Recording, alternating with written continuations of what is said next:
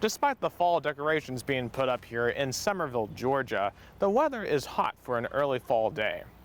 However, things 2 years ago were much different as a large rainstorm dumping over a foot of rain caused much of Summerville to flood. With an impending tropical storm coming up to the Tennessee Valley, folks here in Chautauqua County who remember that flood are preparing for the worst case scenario. The event about 2 years ago was a sizable flood which we'd never experienced before in probably at least 100 years or so.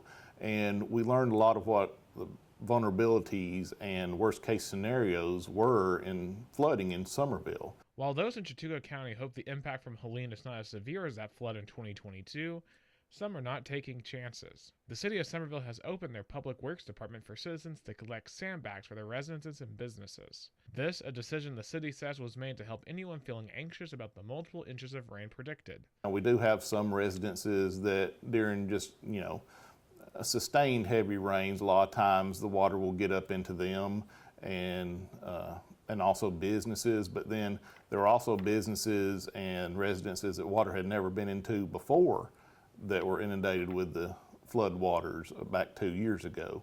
And so that's one of the main reasons, providing those people a little bit of, peace of mind by providing that for them, those services for them. Ozma urges residents to heed the following safety tips. One of the major things I would say with rising water is just be very cognizant of where you're walking, where you're driving, because with high water, a lot of times, you have ditches, you have culverts and drains that run under the road, and they can get an extreme amount of force on them. It can suck a person down through them before you realize it. Folks here in Summerville can go over to the Public Works Department on Henry Street to fill up sandbags at any time before the storm.